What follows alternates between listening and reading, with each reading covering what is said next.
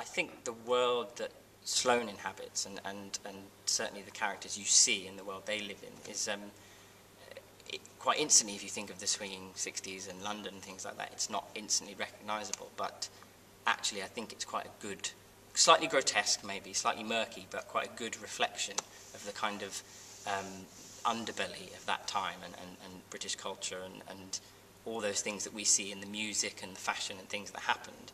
Obviously there are other parts of the country and there are other people's lives that were going on at the same time, and not everyone was having a really good time. So I think it is slightly grotesque, and that's what Autumn wanted to get across.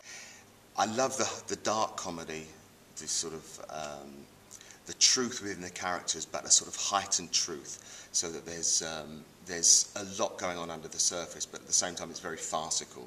And it's a style that if you can get the naturalism, the truth within the darkness and the danger and the ridiculous comedy that's going on, and the element of shock, which is central to this play particularly, it's a lovely thing when it all comes together. And we've had some terrific responses with audiences where there's this sense with the comedy that I'm not sure that I should be laughing at this.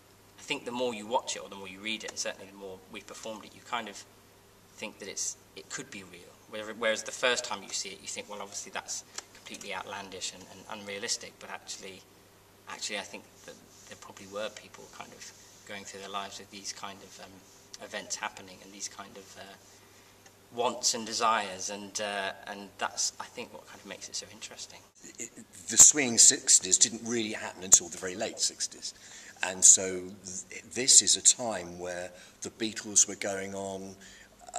We'd already had rock and roll. Teenagers were called teenagers for the first time, and yet there were people like Kath and Ed, the brother and sister, for whom the swinging 60s had not happened and were never going to happen.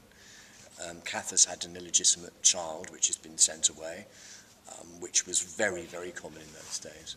And so that's why I was saying it's interesting to look back on it and say, wow, that's what life was really like. It's absolutely, definitely resonant today. It still has absolutely the power to shock. The taboos that it was breaking are still issues that are very, very live and very relevant. And it's fantastic to be part of a production that's a 50th anniversary tour. It was a groundbreaking piece of theatre, a groundbreaking piece of Britain's history, society's history, and this play being such a hit in the West End and the subjects that it dealt with sort of quite cannily getting under the radar of the censors while dealing with very, very sort of deep and very shocking issues.